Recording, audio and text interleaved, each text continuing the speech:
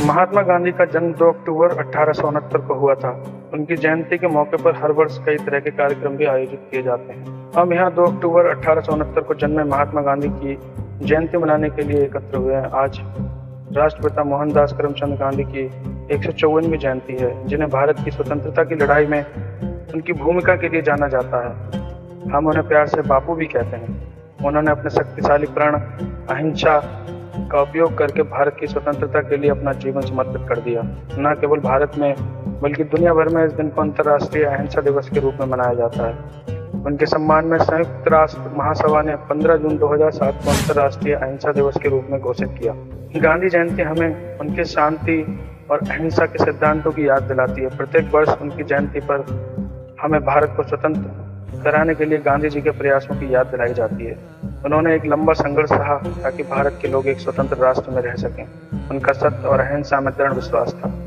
हर साल हम दिल्ली के राजघाट पर गांधी जयंती मनाते हैं। हमारे प्रधानमंत्री और राष्ट्रपति उनकी समाधि पर पुष्प श्रद्धांजलि देने के लिए एकत्रित होते हैं। उनका पसंदीदा गीत रघुपति राघव राजा राम उनकी याद में गाया जाता है। गांधी जयंती के मौके पर देश में राष्ट्रीय अवकाश भी रहता है।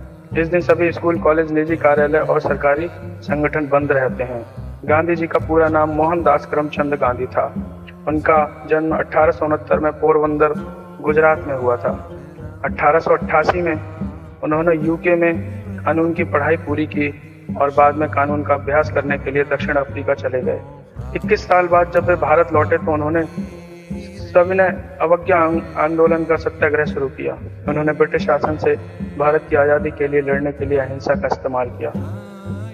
गांधी जी भी एक महान नेता थे। उन्होंने भारतीय संस्कृति को बढ़ावा देने के लिए खादी की धोती पहनी थी। उन्होंने लोगों को खुद पर भरोसा रखने और अपने अधिकारों के लिए लड़ने के लिए प्रोत्साहित किया। उन्होंने असहयोग आंदोलन शुरू किया, जिसमें उन्होंने भारतीयों से अंग्रेजों के साथ सहयोग न करने और अपनी स्वतंत्रता के लिए लड़ने का आग्रह किया। गांधी जी ने अपने जीवन का महत्वपूर्ण हिस्सा भारत के स्वतंत्रता संग्राम के लिए समर्पित कर दिया। वह गोपाल कृष्ण गोखले से जुड़ गए, जो पहले से ही भारत की आज़ादी के लिए लड़ रहे थे। इस संघर्ष के दौरान गांधी जी को कई बार जेल जाना पड़ा। उन्होंने भारत आंदोलन, भारत छोड़ो आंदोलन, सविनय अवज्ञा आंदोलन और असहयोग आंदोलन जैसे महत्वपूर्ण आंदोलनों का नेतृत्व किया। 1930 में उन्होंने नमक पर ब्रिटिश एकाधिकार का विरोध करने के लिए 400 किलोमीटर पैदल चलकर दांडी मार्च या नमक सत्याग्रह शुरू किया। भारत छोड़ो आंदोलन अंग्रेजों को भारत छोड़ने का आह्वान था। अपने पूरे जीवन में गांधी जी ने कई महान कार्य किए जो आज भी लोगों को प्रेरित करते हैं। उन्होंने स्वराज, अस्पृश्यता के खिलाफ, महिलाओं के अधिकारों और किसानों की आर्थिक भलाई के लिए अथक प्रयास किया। उनके समर्पण और संघर्ष के कारण भारत को 200 वर्षों के ब्रिटिश औपनिवेशिक शासन से आज़ादी मिली। सभी को गांधी जयंती की शुभकामनाएं। यहीं अब बात करते हैं लाल बहादुर शास्त्री जी की, जो आज ही के यानी कि 2 अक्टूबर को ही जन्मे थे। यहीं बात करें श्री लाल बहादुर शास्त्री जी का, तो श्री लाल बहादुर शास्त्री का जन्म 2 अक्टूबर 1904 को उत्तर प्रदेश के वाराणसी से 7 मील दूर एक छोटे से रेलवे टाउन मुगलसराय में हुआ था। उनके पिता एक स्कूल शिक्षक थे। जब लाल बहादुर शास्त्री केवल 1.5 वर्ष के थे तभी उनके पिता का देहांत हो गया था। उनकी माँ अपने तीनों बच्चों के साथ अपने पिता के घर जाकर बस गई। उसे छोटे से शहर में लाल बहादुर की स्कूली शिक्षा कुछ खास नहीं रही, लेकिन गरीबी की मार पड़ने के बावजूद उनका बचपन पर्याप्त रूप में खुशहाल भी था। उन्हें वाराणसी में चाचा के साथ रहने के लिए भेज दिया गया ताकि वे उच्च विद्यालय की शिक्षा प्राप्त कर सकें। घर पर सब उन्हें नन्हे के नाम से पुकारते थे। वे कई मील की दूरी नंगे पांव से ही तय कर विद्यालय जाते थे। यहाँ तक कि भीषण गर्मी में जब सड़कें अत्यधिक गर्म हुआ करती थीं, तब भी उन्हें ऐसे ही जाना पड़ता था। बड़े होने के साथ ही लाल बहादुर शास्त्री विदेशी दासता से आज़ादी के लिए देश के संघर्ष में अधिक रुचि रखने लगे। वे भारत में ब्रिटिश शासन का समर्थन कर रहे भारतीय राजाओं की महात्मा गांधी द्वारा की गई निंदा से अत्यंत प्रभावित हुए। लाल बहादुर शास्त्री जब केवल 11 वर्ष के थे तब से ही उन्होंने राष्ट्रीय स्तर पर कुछ करने का मन बना लिया था। गांधी जी ने असहयोग आंदोलन में शामिल होने के लिए अपने देशवासियों से आह्वान किया था। इस समय लाल बहादुर शास्त्री केवल 16 वर्ष के थे। उन्होंने महात्मा गांधी जी के इस आह्वान पर अपनी पढ़ाई छोड़ देने का निर्णय लिया था। उनके इस निर्णय ने उनकी मां की उम्मीदें तोड़ दी।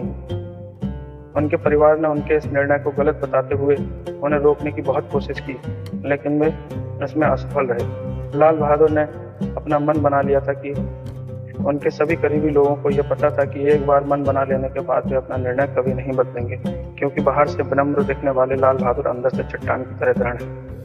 लाल बहादुर शास्त्री ब्रिटिश शासन की अवज्ञा में स्थापित किए गए कई राष्ट्रीय संस्थानों में से एक वाराणसी के काशी विद्यापीठ में शामिल हुए। यहाँ वे महान विद्वानों एवं देश के राष्ट्रवादियों के प्रभाव में आए। विद्यापीठ द्वारा उन्हें प्रदत्त स्नातक की डिग्री का नाम शास्त्री था, लेकिन लोगों के दिमाग में ये उनके नाम के एक भाग के रूप में बस गया। 1927 में उनकी शादी हो गई। उनकी पत्नी ललिता देवी मिर्जापुर से थीं, जो उनके अपने शहर के पास ही था। उनकी शादी सभी तरह से पारंपरिक थी। दहेज के नाम पर एक चरखा एवं हाथ से बने हुए कुछ मीटर कपड़े थे। वे दहेज के रूप में इससे ज्यादा कुछ और नहीं चाहते थे। 1930 में महात्मा गांधी ने नमक कानून को तोड़ते हुए दांडी यात्रा की। इस प्रतीकात्मक संदेश ने पूरे देश में एक तरह की क्रांति ला दी। लाल बहादुर शास्त्री ऊर्जा के साथ स्वतंत्रता के इस संघर्ष में शामिल हो गए। उन्होंने कई विद्रोही अभियानों का नेतृत्व किया एवं कुल 7 वर्षों तक ब्रिटिश जेलों में रहे। आजादी के इस संघर्ष ने उन्हें पूर्णतः परिपक्व बना दिया। आजादी के बाद जब कांग्रेस सत्ता में आई, उससे पहले ही राष्ट्रीय संग्राम के नेता विनीत एवं नम्र लाल बहादुर शास्त्री के महत्व को समझ चुके थे। 1946 में जब कांग्रेस सरकार का गठन हुआ तो इस छोटे से डायनामो को देश के शासन में रचनात्मक भूमिका निभाने के लिए कहा गया। उन्हें अपने गृह राज्य उत्तर प्रदेश का संसदीय सचिव नियुक्त किया गया और जल्द ही वे गृह मंत्री के पद पर भी आसीन हुए।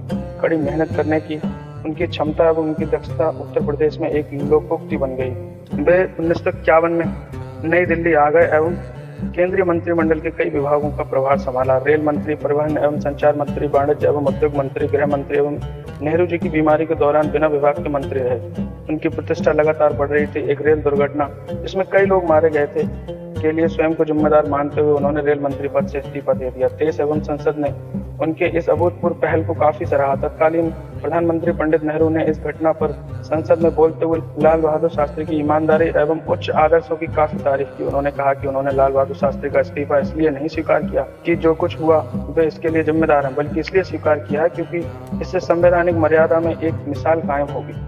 रेल दुर्घटना पर लंबी बहस का जवाब देते हुए लाल बहादुर शास्त्री ने कहा, शायद मेरी लंबाई में छोटे होने एवं नम्र होने के कारण लोगों को लगता है कि मैं बहुत दृढ़ नहीं हो पा रहा हूँ। यद्यपि शारीरिक रूप से मैं मजबूत नहीं हूँ, लेकिन मुझे लगता है कि मैं आंतरिक रूप से इतना कमजोर भी नहीं। अपने मंत्रालय में कामकाज के दौरान भी वे कांग्रेस पार्टी से संबंधित मामलों को देखते रहे एवं उसमें अपना भरपूर योगदान दिया। 1952, 1957 और 1962 के आम चुनावों में पार्टी की निर्णायक एवं जबरदस्त सफलता में उनकी सांगठनिक प्रतिभा एवं चीजों को नजदीक से परखने की उनकी अद्भुत क्षमता का बड़ा योगदान था। 30 से अधिक वर्षों तक अपनी समर्पित सेवा के दौरान लाल बहादुर शास्त्री अपनी उदात्त निष्ठा एवं क्षमता के लिए लोगों के बीच प्रसिद्ध हो गए। विनम्र, दृढ़ और सहिष्णु एवं जबरदस्त आंतरिक शक्ति वाले शास्त्री जी लोगों के बीच ऐसे व्यक्ति बनकर उभरे जिन्होंने लोगों की भावनाओं को समझा। वे दूरदर्शी थे और जो देश को प्रगति के मार्ग पर लेकर आए।